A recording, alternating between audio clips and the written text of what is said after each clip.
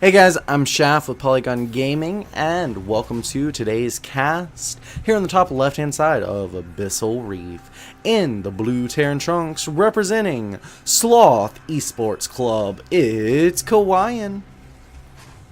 Mr. Vincent looks like he's doing very well today. And here on the bottom right hand side, he is a top 75 Grandmaster player, somewhere above Neuro, but below Vibe, representing wow, Psionic Aftermath, it's JediVipor. Come on, I see Psy in the clan tag right here, man. Just Psionic Aftermath is not the team I think of Psystorm Gaming. Either way, getting the two mixed up like a total chobo. It's okay, guys. This is looking like it's going to be opening up fairly standard. We've got the Reaper opener into an expansion. We've got the standard hatch first opener out of a Vipor. I might mess up and say Viper at some point. Either way, I think that's how you say it. Vipor, maybe. Either way. So today's cast is kind of going to be about players' weaknesses. Now, each of these players are really, really good at certain things, and in particular, the Zerg is bad at a couple of other things. So we want to look at how our strengths and our weaknesses interplay with each other, and how to, use one to offset the other. Good saves here. The micro of JediVipor, very, very solid. The extractor and the spore crawler are gonna save those drones. It looks like these lings might end up falling, and the queen's gonna pop here in just a moment. Maybe he'll get the Reaper. Yes, he does get the Reaper. You can see the body floating off into the water above. I love how this map's underwater, and we do have the cancel there on those two buildings. Great job. Metabolic boost on the way, and we've still got people on the extractor, so we should be able to see some kind of faster, higher tech. Third base going down here at 3 minutes. For the Zerg player, we have a starport coming out for xKawaiian, so we should see some kind of Raven follow-up perhaps. We've got the Hellions coming out. This could be like a Hellion, Reaper Hellion into Raven play. We see that like out of Innovation a lot, although xKawaiian is known to favor Banshees, like Jinro. I don't know how many of you know that old name. Jinro used to favor Banshees. He's a kind of a stylistic player. So Vipor's biggest weaknesses are the fact that he doesn't necessarily spread creep quite like he should. The queens aren't even, like, there's not enough queens to do it. He's just got enough for the injects. Something else that I notice is his Overlord spread is not necessarily the best. Right now it's pretty good for this stage in the game, but he does have a weakness against drops. And I love the fact he's sending these lings around. He's going to try and get us around here on the Hellions. A few lings coming in. Oh, he messes up this round just a little bit. Does manage to push them into this little corner against the mineral line. Ooh, great job here. And as the first wave of lings start to fall, another wave comes in, cleans up those Hellions. That's going to be a lot of map control lost for xKawaiian. xKawaiian's going to have to retreat back home for just a little bit. Third base is in production, though, so not a big deal. We see the Raven here, and as expected, the Banshee's going to be following it up. No, he doesn't typically get Cloak on the Banshee, so we'll see how that ends up working out. But Banelings are in production here outside of the natural of xKawaiian. Vipor trying to commit a little bit to an attack. You can see the streamline of the Zerglings on the way. The Raven going to see that as well. Hellions might be able to get in position here. Oh, kills off most of those Banelings. 4 Banelings, 5 Banelings remained. Looks like he got some good hits on the depots, but there are Hellions and SCVs. I don't see that he'll do much damage. Oh, nice around here, though. He's getting a lot of the SCVs. SCVs choosing to fight in front of the Hellions, trying to kill off some more of the Lings, but in fact, the Lings killing off the Hellions. Some great micro there by Vipor, and some of these depots getting cleaned up as well. The SCV line falling. Great splits here, and only a Banshee and a couple of Marines are here to defend. It looks like a Winter Mine going down, but not going to be the most useful in that position because the Lings are here on the third. Will he get a cancel on this third? This would be a huge cancel. If he manages to do this, this will be such a big save. Oh my god. Oh my god. I have no idea. He's not focusing the command center. He's instead got a couple on the depot. Please pay attention. Oh, yes, he gets the cancel. That is so huge. Oh my Jesus. Speaking of Jesus, I don't know if you guys saw the tweets recently, but one pro, I think it might have been like TLO maybe. I don't know. Don't quote me on that part. Anyways, they were like talking about the WCS veto pool. Oh, maybe it was Snoot. But anyways, talking about the veto process, said if you veto Abyssal Reef in WCS right now, you need Jesus in your life. And honestly, I agree with that. This is a great map, produces a lot of exciting games, as you see right here. Right now, 20 worker lead for the Zerg player. This is just phenomenal play out of Vipor so far. How is xKawaiian going to get back into this? Well, looks like he's going to try and do a little bit of harassment here with 2 Banshees and a Raven. This is sick. All he's got to drop is one of those point defense drones. Boom, there we go. That is going to kill off the Queen and make this pretty much an unmineable position for a little bit. But the Spore Crawler going to knock back most of the Banshee Raven. Of course, this can swing right in here into the main. The Spore Crawler is not up just yet. Vipor a little bit slow on his defenses. We got a Spore Crawler there, though, so that's goody for him. However, having canceled this third base and done so much economic damage, he's in a good position, even if this harassment is pretty painful for him. Looks like the Queen may fall. We've got a little bit of surround here on the drones. That's not really going to protect you from the air, bro. That only works against like other lings. That's pretty much all you can use that against. Lings, someone else's drone, something. I don't know. Alright, so the Queen going to be swinging in here, doing a lot of damage here to the Banshee. Will he kill off the Banshee? You do not want to lose a Banshee as a Terran player. Alright, yeah. Banshee gonna get to the Raven for safety. We'll see how this ends up working out. Now, this game should stabilize into something fairly standard at this point. We see Stim Pack on the way, so this is going to go into an infantry-type game. If I were Vipor, I would be expecting all-out mech. That's probably why you see this +1 missile attacks on the way. I don't know how long he'll commit to that. Like, he's got the Hydra Den. This probably is going to be like an Ultra Hydra type style. You have the Ultras to soak up with the armor upgrades, but the DPS really comes from the Vipers, and you see the emphasis on air here, so that's not necessarily a bad choice, but this could be a little bit vulnerable to drops, and again, we already see that there is no creep spread, so that's something to be looking out for. Banshee taking a lot of damage here, and that is going to be a dead Banshee. Not even going to try to contest it, but meanwhile, Hellions doing amazingly well here, roasting drones. 29 workers have been killed. He has offset that damage quite a bit. So you see, again, strengths of the players offsetting their weaknesses. And yeah, as Stim Pack is completing, we've got some more barracks being produced. The powering is going to be strong in this one. And while all this is happening, the Raven trying to do a little bit of harassment, but looks like the Hydras are going to clean that up. Hydra's great against the auto turrets as well. I think I said point defense drone earlier. My bad. Either way, the thing that they lay down and it does damage. Alright. Although PDD does work really well against Hydra, so might be something xKawaiian wants to consider again, is remaking that Raven. Hydra is definitely going to be a big thing. Right now we also see the +2 on the way, but a +1 as well. So less emphasis on the Carapace right now. Alright, cool. Alright, so this is stabilizing. We've got the third base now set up for xKawaiian, and some more add-ons coming along. Lovely, lovely stuff. Fourth base in production now for Vipor. You know, these are the moments where I wish I had a co-caster, someone to banter with, because there's not much to talk about.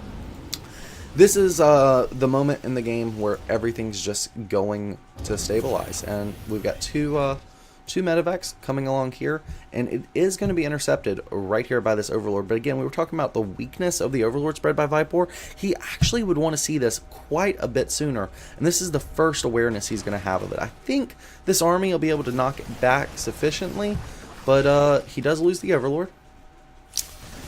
And I don't know, is he going to have to reset this? I don't think so. The Vipers, or rather Vipers, Hydras should... See, Vipers are a unit, man. Why name yourself when there's a unit in the... either way. That's confusing. Another Overlord is going to fall. Great choice by XKawaiian to target the Overlords. There's not a lot of creep spread to target. That is a huge thing that Terrans would choose to target, is the creep spread. But since there isn't any, it leaves quite a lack of targets for XKawaiian right this second. So he's going to try and come up here, kill this Overlord. Well, yeah, there we go. He's going to kill this Overlord. And now he's got all of this space to drop from. Now, of course, this army already knows the drop's coming, but later in the game, this could be a pretty big pickup. Speaking of pickups, there we go. And again, this just creates space for XKawaiian to get his economy back into a good place, and he's there. He is definitely there. He has killed 47 workers so far.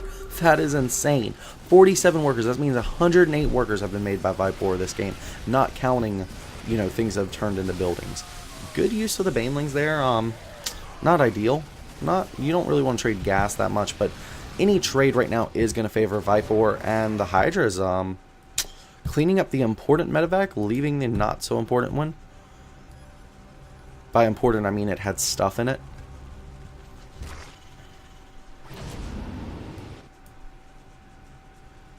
Alright. So it looks like Vipor is going to choose to do a little bit of offensive action of his own. Will he get this? Nope, not quite going to get that medevac. The scan does go down. The banelings morphing does get scouted, so this attack going to be repelled. That's okay, though. He didn't commit that much to it. He was just trying to put a little pressure on his opponent and punish the fact that so much scouting, like so much dropping was happening. Because if you drop, your army's not at home. It's not in position to defend for you. So there's that to consider. However, Vipor is starting to mine out quite a bit. So his main goal is to get workers over here and to keep these bases stabilized. He's got to keep this one, and this one. Meanwhile, there's a little drop right here, pressure in this third base, and looks like his units are out of position. So yeah, that's actually really rough. Loses the queen, losing a lot of the workers. Looks like the Hydras are gonna come in here for Viper rather, and clean up the medevac. Oh, not quite getting the medevac. Will this medevac run into the spore crawler? Nope, doesn't look like it. Meanwhile, all this is happening over here, and that means some of these workers have been getting killed, but the base does not get canceled. The Viper's Hydras are going to repel this attack. Holy cow, this guy's name is hard. There we go. Drop here. This drop looks like it took a little damage from the spore crawler, or maybe the queen. Queen going to come in here, kill off the medevac, and that's going to put an end to the droppage. But again, a lot of just pulling Vipor every which way. Again, pulling him to this, what is this, fifth base now? Oh, this fifth base is going to fall. The Hydra swinging in here, going to repel the attack, but even though he's going to get the medevac, well, okay, he got both medevacs. He got the important one and the not so important one. But again, this hatch was more important than either or both of those medevacs. And of course, there's a great bio army with a Liberator positioning. So it looks like Vipor feels the pressure to attack. Now we saw Vipor, you know, starting to mine out, so having a base is important to him. The fact that he just lost that base means he wants to do some damage. He had a pretty solid bank, but he's making a lot of lings, which is going to expend a lot of these minerals. So I guess the question here is, well, oh, actually, XKawaiian going to be swinging into attack. The question I was going to ask is, does Viper want to choose to attack a sieged up Terran? But in fact, XKawaiian making this easy for him, pulling the Hydras into the Liberator, but the Liberator very vulnerable. The Hydras taking that out, and it looks like this should be a pretty even battle. I think XKawaiian might end up taking it just by a few units. Yeah. Ling's going to be swinging in here as well to reinforce the Hydras, and these should clean up. Looks like, yep, the medevac going to allow a better position for the Terran, and Vipor just going to get chased right on out of this. Meanwhile, there's you know, 4 bases and a 5th base in production for XKawaiian. 1, 2, 3, 4, 5. Well, 4 bases for Vipor and 2 bases in production. So he's probably expecting to lose at least one of those bases. He's going to try and keep this one. This is the more important one. This is out kind of in an exposed territory. We finally see a little creep spread from Vipor, but this is just the natural creep from these bases. I really want to see some creep tumors, man. I really want to. That would make you in such a better position. His micro is insane. Cannot doubt the guy's micro. That has been impeccable this whole game. But again, the drops, the lack of overlords, and the lack of creep spread, making his map control just a little bit on the sketchy side. Alright, so we've got the Ling swinging in here, going to try and buy some time, but the Terran is smartly choosing to target that base, and meanwhile we've got another drop over here. So both of the bases that he has been taking just keep getting eliminated. This is going to make it so he feels pressure to attack again. At least I would, because like you have nowhere to move your workers, and you can't let your opponent just hold bases while you're constantly losing yours. This also comes down to like how you choose to expand. I don't know. These drops, man. Oh, Ling's just slowly running into their deaths. Eventually, Vipor gonna knock this drop back, but running right into some Hydras. He's got to be careful not to do that. That was an empty medevac, so not quite as important as it could be. We see some better base choices by Vipor. He can actually park this army right in this spot and cover both of these bases that are being taken. So this is looking good for him. Up here we've got some workers mining. Those are a little bit extra vulnerable. But yeah, alright, so let's just pause it here. We see this base. Again, do not like this base, because while this base is being harassed, this base can be harassed. We've seen that exploited by xKawaiian time and time again. He's very good at doing such things. So if you're going to take this as your, what, fifth base? Fifth base. By parking your army here, you can swing up here to defend this. All of this is defensible. You can swing down here to defend this. So you've got this kind of cluster of bases all around in here. And that's much easier for Vipor to defend. And even though he's like here, and this would be vulnerable, having some overlords up here makes it defensible. This is not defensible. So Vipor, he's top level Grandmaster. His mechanics are great, his micro is impeccable, and his macro has been pretty damn good. But decision making is kind of a weakness. Map control in the form of overlords and creep spread is definitely a weakness. So if you can learn from his mistakes, I think this will make you a better player. You can watch like Innovation, Ryung, Snoot, all these top tier names, and see an example of like what near perfect play looks like. But this is imperfect play. And honestly, I think you'll learn more from watching imperfect play, because your games are not going to be perfect. So if you find yourself as a, fairly good mechanical player with decent micro, but you're losing games, this might be kind of what your game looks like. And you can learn from his mistakes to improve your own gameplay. So that's really the goal of this. Alright, so some actual great positioning here by xKawaiian. He is taking out most of these overlords. Another base. Well, this base isn't really worth killing, so he's just going to go ahead and pull right on out as the Hydras show up. And he's going to try and get in position, but loses both of these medevacs to the Spore Crawler. The great positioning on that Spore Crawler. That Spore Crawler has done so much. So much. Alright, and we got the scan going here. That's going to make this an easy kill, as we were just now discussing. Boom, right into the line of sight blocker. And you see the army right here just waiting for this army to get pulled. Boom, this army gets pulled. Ultralisk shows up. That's kind of a glitched Ultra right there. That's so cool. Alright, and here we go. The Liberator getting cleaned up, and Banelings are getting kind of trashed there. Hydra's coming in from the back. Banelings as well. This is actually a great play by Vipor. Great just encircling of his opponent. The micro and the tactics from him is phenomenal. But xKawaiian, he recognizes this is StarCraft, not Warcraft. Micro is not the big deal in this particular game. Such a cool... Xkawaiian's is that Ultralisk on roller skates, man? It's literally on roller skates. Alright, so here's the big attack. And I think this is pretty much going to be the deciding factor. We've got the Ultra coming in here, but it's in a Liberator zone. It's taking a lot of the damage, and there's no ability to transfuse. The Hydras are there for the DPS, but the DPS of the Terran is insane. We got the 3-3 upgrades for the Terran bio, and that means he is doing work on these Hydralisks. The Banelings are not able to get in position. Liberator zones are doing so much damage, and it looks like... well, it looks like xKawaiian actually getting knocked back just a little bit. The Liberator zones are deep, and the Hydralisks getting forced back away as they were pulled deeper into the Liberator zone.